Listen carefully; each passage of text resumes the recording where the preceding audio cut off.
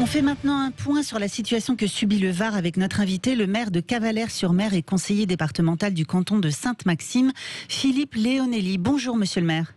Bonjour. Bonjour monsieur le maire, merci d'être avec nous ce matin sur Sud Radio. Hier soir, on l'indiquait, le vent avait faibli dans le Var. Et quelle est la situation aujourd'hui sur place, Philippe Leonelli?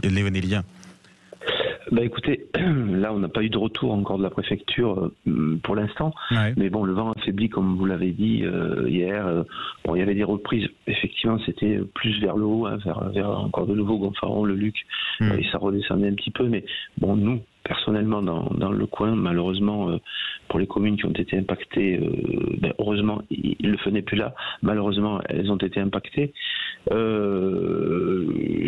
Moi je fais totalement confiance à la stratégie et aux personnes mises sur place pour pouvoir gérer ça au plus vite et puis nous sortir rapidement de cet épisode, parce qu'après les cicatrices humaines, je dirais, matérielles, et puis au niveau de nos collines, alors là c'est autre chose, parce que bon, effectivement depuis 10 ans on n'avait pas vu ça, hein, on n'avait jamais vu brûler autant, aussi fortement et aussi rapidement, hein, puisque le feu est parti de Gonfaron et 3 heures après il était aux portes de chez nous en bas, et c'est quelque chose qu'on n'avait jamais vu, jamais vu, voilà.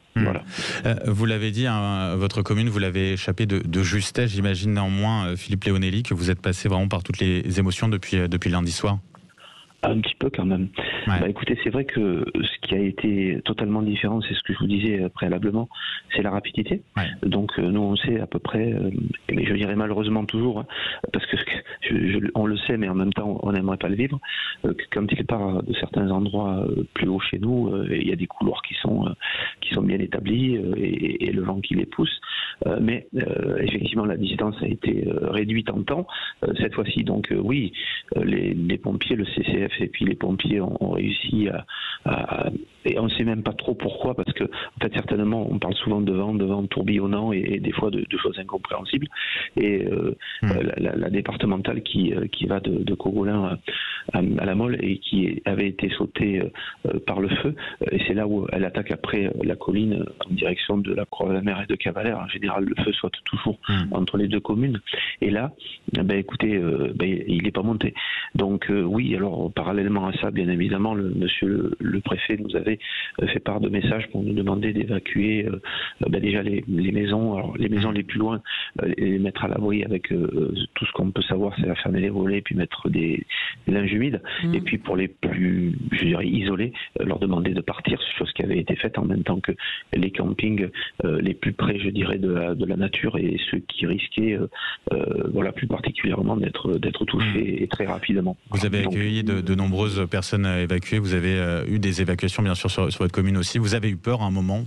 Oui, alors beaucoup de monde, oui, parce que je crois qu'on a tous bien travaillé, agents de la commune, élus, les services de police, de gendarmerie, les pompiers restaient sur place aussi. Tout le monde a travaillé, on a surveillé aussi, hein, puisque j'avais une équipe, un élu et puis un pompier, un sapeur-pompier qui était en haut, on dirait en crête, pour voir un petit peu la situation, pour nous prévenir, parce que dans l'instant, c'est pas, on n'a pas les informations dans l'instant, et c'est là des fois où ça pêche. Mais bon, en tout cas, oui, peur, donc évacuer à peu près, je pense à peu près 2000, au moins 2000 personnes facilement, puisque dans le gymnase, les deux gymnases et la salle des fêtes, on était à peu près 1500, et puis il y en avait beaucoup autour, hein, dans les voitures, dehors, parce qu'il fait beau chez nous, il fait bon en ce moment, donc on peut se permettre de rester dehors. Et peur, oui, parce que pour les populations, pour notre commune, pour ce qu'elle est, pour laquelle on se bat au quotidien, c'est-à-dire la beauté de ce territoire qui avait déjà été impacté à côté de nous, avec des communes endeuillées, des maisons brûlées dans les communes tout près de chez nous, de Cogolin, de la Mole et de Grimaud. Voilà, donc des communes meurtries, et on pense effectivement à un territoire à ce moment-là, et pas du tout égoïstement en simple commune. Oui, donc peur parce que on n'a pas envie de voir des gens touchés, on n'a pas envie de voir des gens blessés, on n'a pas envie de voir des gens brûlés non plus. Et puis soulagé d'un côté aussi, oui, au niveau de notre commune, de voir que le feu s'était arrêté. On a peur, oui. Je vous promets qu'en plus la nuit, tout est démultiplié. Tout ce qui semble simple la journée est toujours bien plus compliqué parce qu'on n'a pas cette vision la nuit. Et puis quand on voit les flammes, alors là ça devient chaud parce que c'est hyper impressionnant là aussi dans la nuit. Voilà. Le bilan de personnes décédées, hein, pour l'instant c'est le bilan qu'on nous a donné du côté de la préfecture. C'est un bilan lourd. J'imagine que jusqu'au bout vous avez espéré que cet incendie très violent ne fasse pas de victimes. Tout à fait. Écoutez, je pense qu'on pensait d'ailleurs qu'on était peut-être passé à travers ça. C'est ce que disait Emmanuel Macron aussi d'ailleurs des mardis finalement, et finalement on a ce bilan-là, quoi. Écoutez, c'est vu l'ampleur des maisons touchées, vu tout ce qui s'est passé, c'est toujours trop. Bien entendu, c'est toujours trop. Mais quand on voit la vitesse, c'est ce que disaient les pompiers, le CCF avec qui je suis resté en contact toute la nuit, la première nuit. On ne peut pas s'imaginer. Je crois que seuls ceux qui ont connu le feu peuvent voir des sautes de 500 mètres des fois. Imaginez, vous êtes là, le feu prend 500 mètres plus loin, quoi, et vous vous trouvez au milieu. Donc c'est vrai que c'est pas programmable. Hein. J'entendais ce que vous disiez juste avant concernant le réchauffement justement, je voulais vous. Alors oui, alors il y a ça, et puis alors je vous fais réagir aussi aux commentaires de notre internaute qui disait voilà, d'une certaine façon, alors ils vous montraient du doigt globalement les élus, les politiques, hein, d'une certaine façon, gouverner c'est prévoir. Donc justement, quelle est votre réaction sur ce sujet-là, à ce sujet-là? Alors moi je dirais que c'est un peu simple. D'abord, il faut déjà avoir cette faculté de vouloir y aller. Hein. C'est pas aussi simple que ce que les gens peuvent dire. On veut toujours essayer de piquer la place des gens qui y sont, mais quand on y est, effectivement, il faut prévoir. Mais aujourd'hui, on prévoit dans un monde qui change tous les jours. Regardez, qui avait prévu le virus qui nous est arrivé et la gestion de la crise, ou qui peut prévoir, parce qu'on part quand même certainement alors d'un mégot de cigarette ou quelque chose, on le saura bientôt, d'une aire d'autoroute à Gonfaron.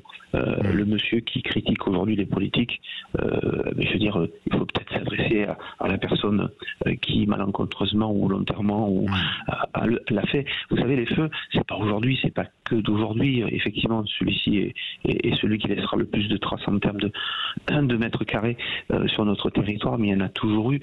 Ça remonte, rappelez-vous, Napoléon le disait au préfet, vous serez brûlé, je crois, ou tué, si vous n'arrivez pas à attraper les gens qui mettent le feu. Et là, on parle de l'époque napoléonienne. Donc je crois que c'est toujours un peu simple de venir accuser des politiques qui se lèvent tôt le matin, qui se couchent tard le soir, et qui font avec les éléments du moment. Et on en a eu des maires, effectivement, que ce soit vous ou même hier et avant-hier, avec très peu d'heures de sommeil, effectivement, puisque vous avez été sur le terrain tout au long de ces incendies. Philippe Leonelli, un grand merci d'avoir été avec nous ce matin sur Sud Radio et d'avoir répondu aussi à cet auditeur qui vous interpellait d'une certaine façon indirectement. Merci à vous. Je rappelle, vous êtes le maire de Cavalères-sur-Mer, également conseiller départemental du canton de Sainte-Maxime. Bon courage à vous et à vos habitants, bien sûr, pour la suite. Merci beaucoup.